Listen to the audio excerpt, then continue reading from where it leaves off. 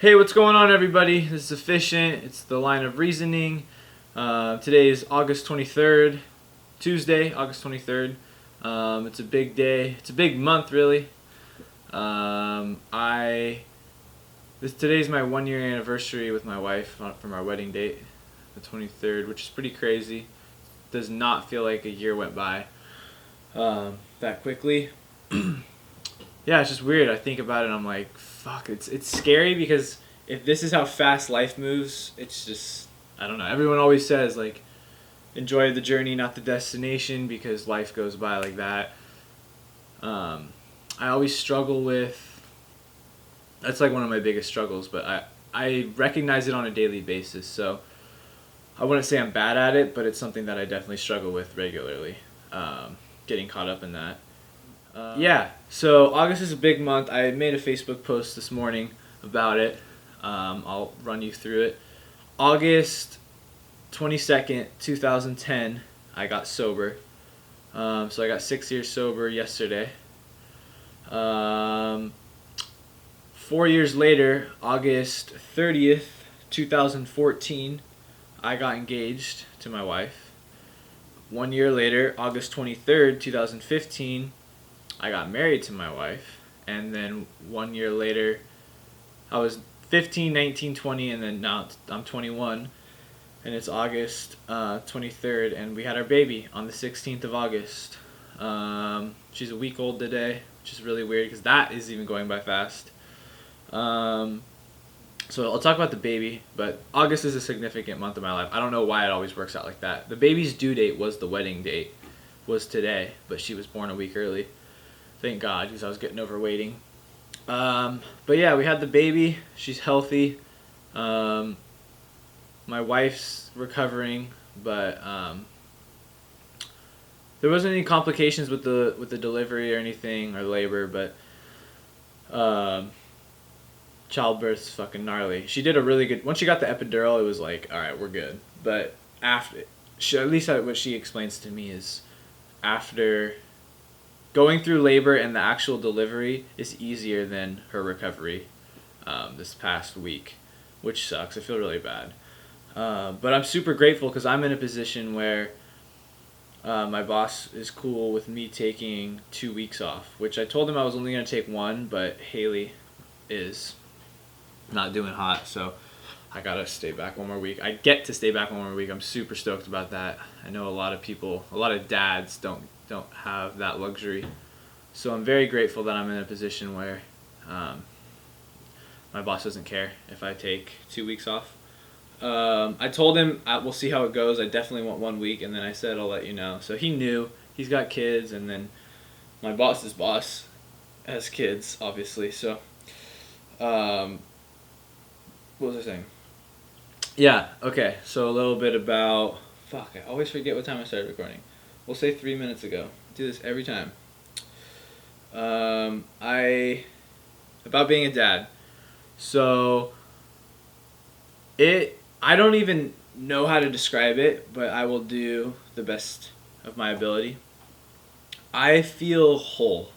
Like, and I know it's only been a week, but this is just my experience, so I would be doing the world a disservice if I wasn't just honest with what my experience is. I don't think there's any shame if this is not your experience, but this is just my personal one. So when the baby first came out, I was like, whoa, that's not my kid. I don't know why I thought that. I was just like, that's not my kid. My wife cheated on me. Immediately. That was my first thought. Oh, I'm sorry. I totally just shook the camera. Immediately, that was my first thought. And, sorry. And it was just kind of weird. I was like, whoa. Like, it was surreal. Like, holding my wife's hand, like she's pushing. It was fucking intense. Like, it was really intense. Just like camping. I'm just kidding. Lame, I know. Okay. What was I saying? So it was super intense, and the baby popped out, and she looked so fucking squished. Her face was all like, she wasn't as, I feel like my imagination the baby's supposed to be like bloody and disgusting looking. She just had like some white stuff on her. Like she wasn't dirty really. Like obviously they had to clean her up to get her clean, but she wasn't like disgusting looking. Everyone's like, oh, they come out looking nasty, but she wasn't. She looked just like a baby. She just had some like white, like kind of ruffle stuff on her. Anyways, so it took me a minute to like register like this is my baby. And then probably like towards the end of day 1, I was like holding her. This is at 3 a.m. She went into labor. I was on my way to work Monday morning.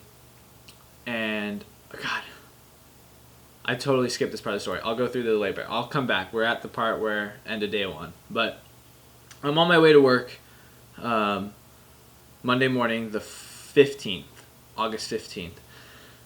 And I get to work at 6:15, and I see my coworker who I'm waiting for because we go meet up and get the utility truck.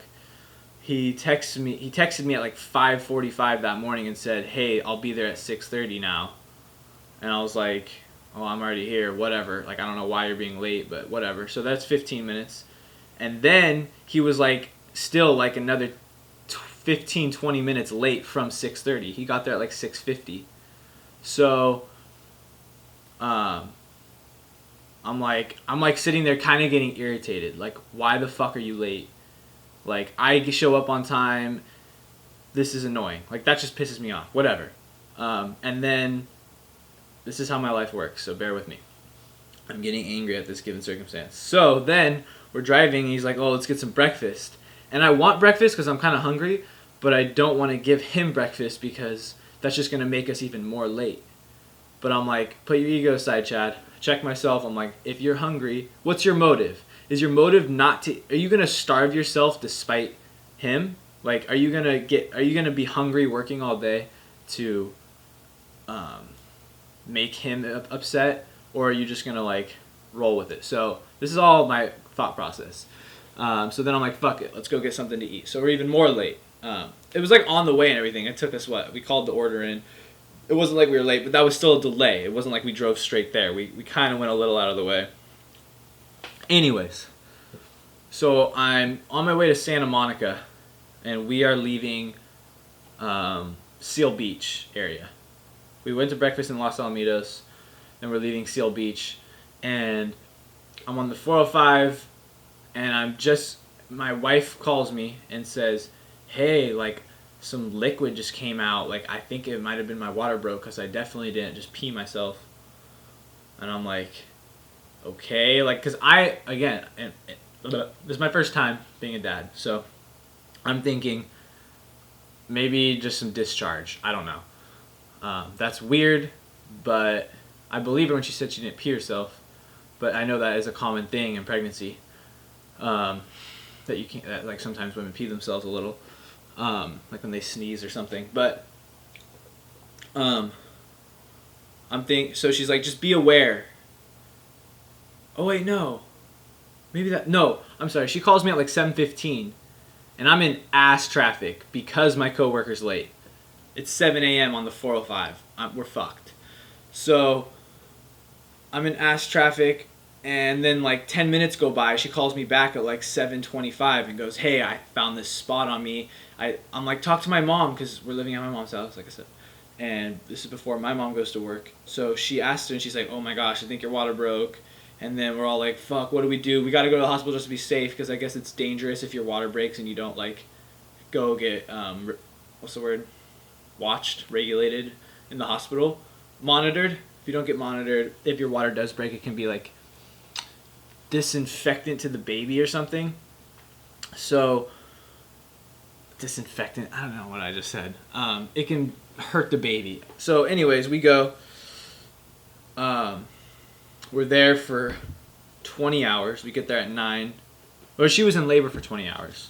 We get there. Her water broke at 7:30 a.m. Oh yeah, fuck. So because this is what I was trying to draw. Because my coworker was late, we'll say 45 minutes, I was in ass traffic in Seal Beach. If he had gotten there at 6:15 and we went straight there with no breakfast, I would have been working at 7:30. And when she called me at 7:15 before her water broke, she's like, "Hey, like, be by your phone today. I have a weird feeling."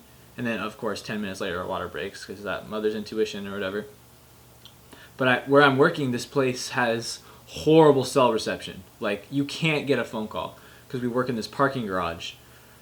And I've been there multiple times, and the first time we went out there, my boss was getting pissed at me, like, "Why aren't you answering?" It's like, I'm not even getting your calls, and it was this whole deal. So everyone in my company knows that this place has bad cell reception. So I'm telling her this, like, I'll try, and then 10 minutes later, her water breaks. So that was good. But because my coworker was late, and I'm pissed off at him and getting a resentment that he was late, I got to turn around and be at my house within 15-20 minutes. I was still in ass traffic. I just was at the 605, so I had to wait like a mile and a half or 2 miles till the next exit to get off and turn around. So, but because of all of that, I was able to be there and take my wife into the hospital. And then we get there, and they're like, "Yep, you did. Your water did break, rupture, some medical shit." And then she ends up, that was at 9 a.m. we get to the hospital. And then she gives birth at 3:09 a.m.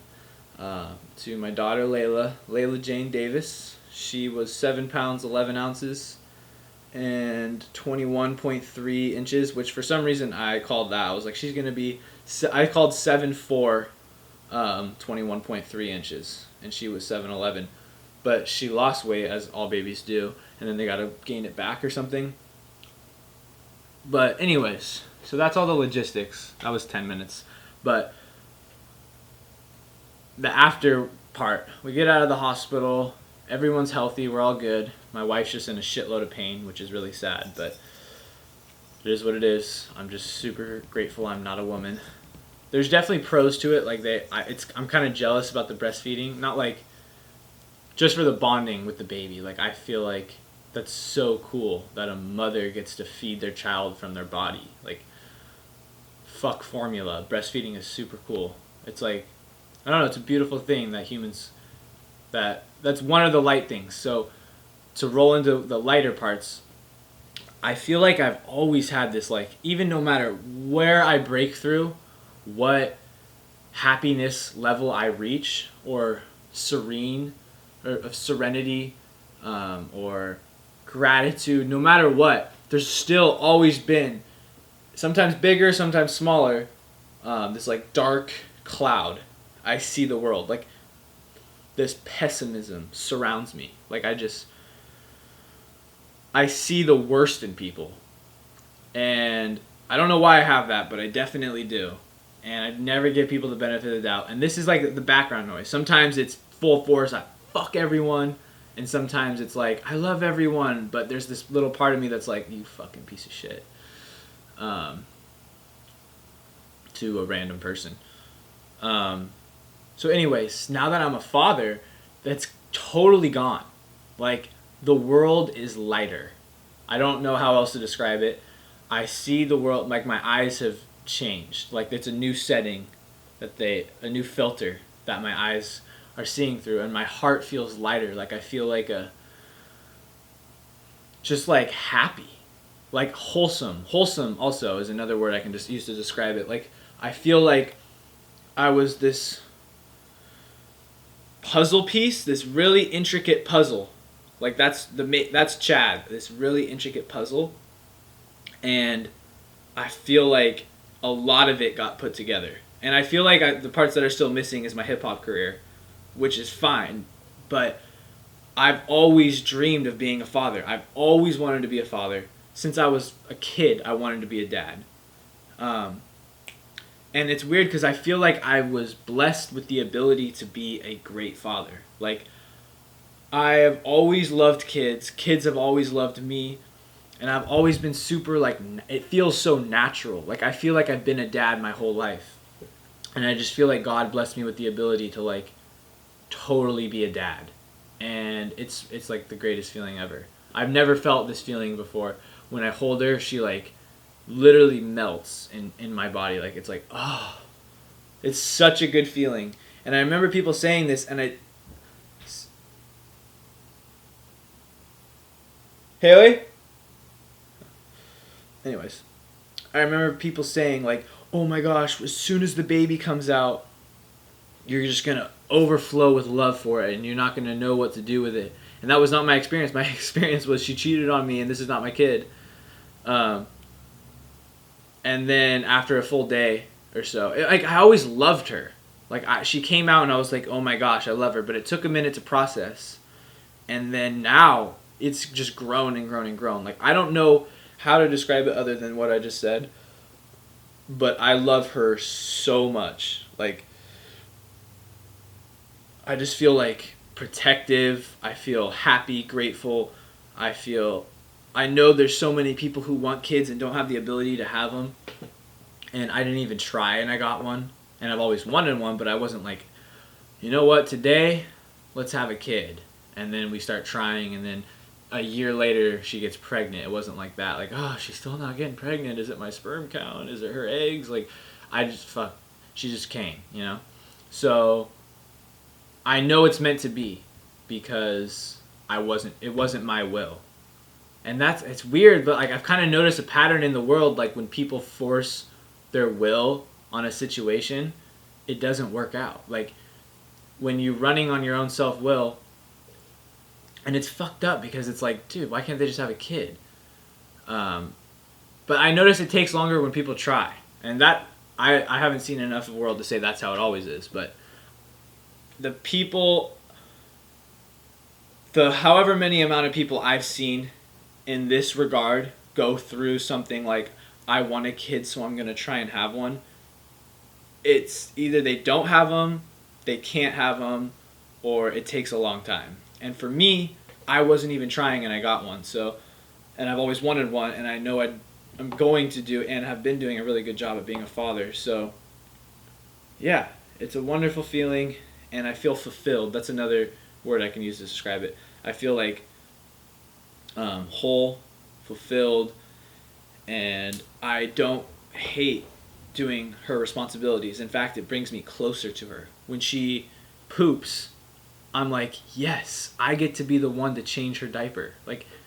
It feels good. I don't know why. Everyone would think, oh my god, the sleepless nights. Get your sleep while you can.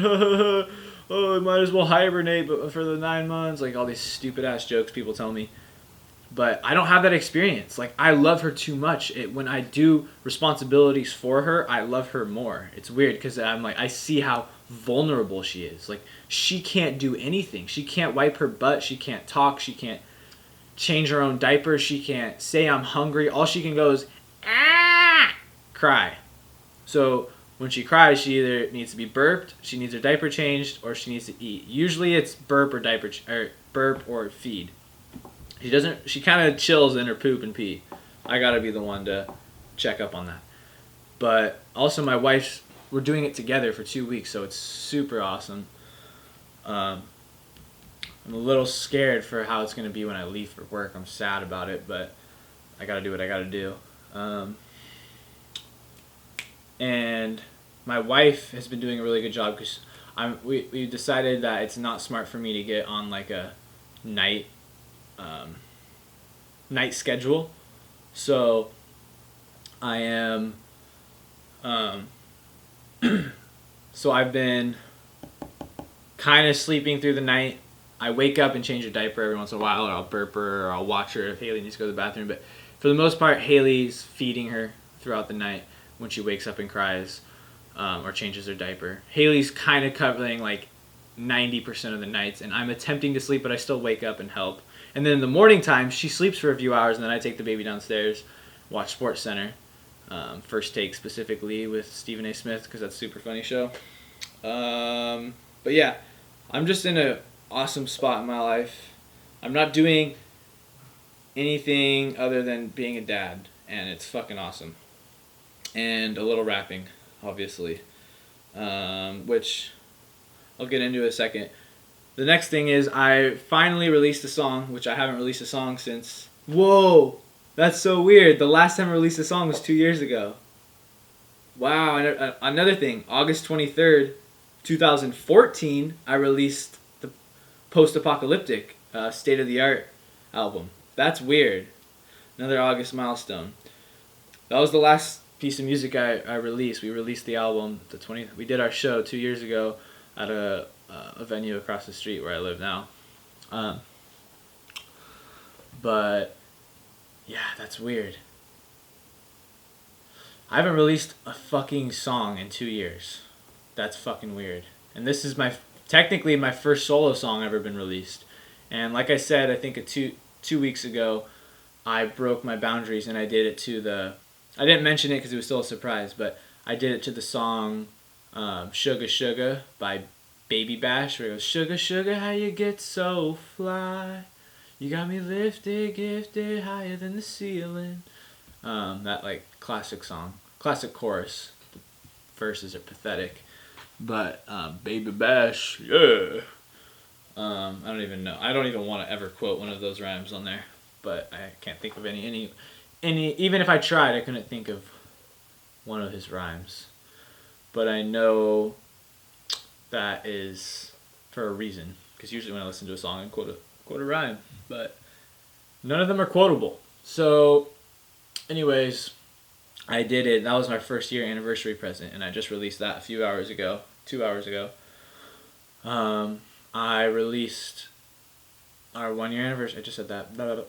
And yeah, it was super nerve-wracking because I had to record it. I went to the studio on the 7th of August, and I had to record it, but my wife went with me because she wanted to see the singers. And so I'm like, will you go get us lunch? And I sent her an In-N-Out that wasn't too far, but it wasn't the closest one. And she was like, damn. It was like 13 minutes, which I was thinking to myself, 13 minutes. That's enough time to record this because I can knock shit out if I want to. This isn't an album cut. This is just a fucking... It's not a throwaway, but it's a throwaway. Like, it's not... I'm not pushing this as efficient, check it out. Like, this is Chad. And yeah, Efficient is the rapper, but I don't know what it is. It's not going to be on my album, put it that way. And it's over someone else's beat, so it's not like anything other than a present to my wife. So, I sent her in and out, and she's like, this seems farther than the other ones. And then she looks it up and finds one 6 minutes away. And she's like, Chad, I found one 6 minutes away. Why'd you send me to the farther one? And I'm sitting there like, oh, really? Didn't even know. And then she goes to the 6 minute one. I'm like, fuck. So I have to bust this song out, which ended up working out because she didn't have the address to the studio. So she would be texting me in the middle of like my third verse. I'm recording it. And I'm like, she'd be like, what's the address? I have the food. Hurry up. What's the address? And I'm like, fuck. So then I delayed that. And I was like, oh, sorry, I wasn't by my phone. And she was like pissed at me because she was sitting there. Food was getting cold. Doesn't know how to get back. Then I texted her the address. And she got back and it worked out. And then the engineer I've been working with mixed it. And it was just hard because we'd be texting and emailing. He'd be sending me versions of it, letting me know updates on where he's at with it. And I'm like, you can't look at my phone, even if because a lot of times she'll get a text and I'll pick it up and be like, hey, your friend texted you, or Joe texted you, John, Paula, whatever, those are obviously random names, but I'll say, hey, this person texted you, and hand her phone for her if I'm by her phone and she's over there. So I'm like, if that happens, don't look at it, because I'm cheating on you. That's what I would use to joke with her.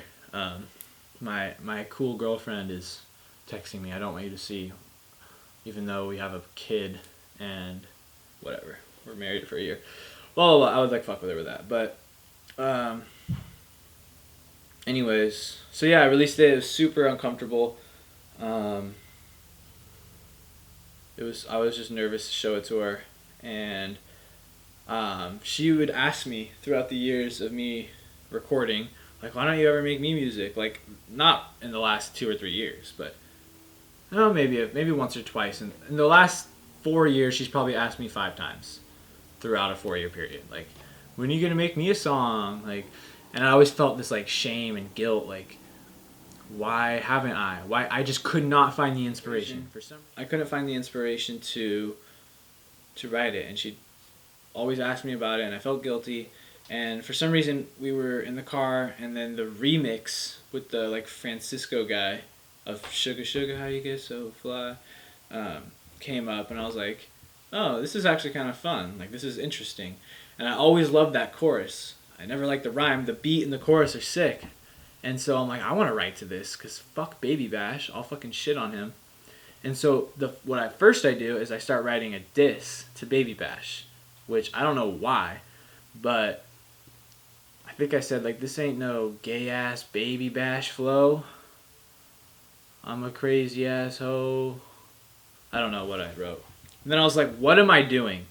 That's just what came out of me at first. And so I changed it, and I kind of started thinking of rhymes like, this is a song we both enjoy. I could totally just write a song for Haley right now because I felt inspired. I was at the dog park with just me and my dog, and I was writing.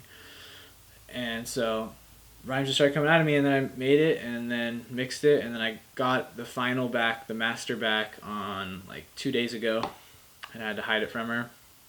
And yeah, I uploaded it, and I was like, should I just keep this private and not post it on Facebook? But then I'm like, she might think it's cool if I like post it on Facebook, which I never do. I never be like, I love you so much, baby. I never show my feelings towards her on Facebook because I'm always sitting next to her. It's like, why won't I just look at you in the face and say I love you? Like, I feel like it's so dumb to post that stuff. But since it was a song and people might like, oh, that's cool, he made a song, let me hear it. Like, now it's just available if you do want to hear it. If you don't, I don't care. It wasn't for you, it was for Haley. So Haley is upstairs with the baby right now, or I think the baby's sleeping. One of these days, I'll show the camera my baby, but she's awesome, and I'm in a position that's just awesome. The only thing I would change is nothing, because it's the journey, not the destination. I almost just went into a few things that I could change, but I'm not going to change shit because I'm exactly where I'm supposed to be at right now. And I know a lot of people would love to be in my position. Even my family member of mine told me, like, I want to be where you're at. I want a wife and a kid and a family and stuff. And I was like, damn, like, people want what I have. That's a cool ass feeling. So I'm stoked, and yeah, we're having company over.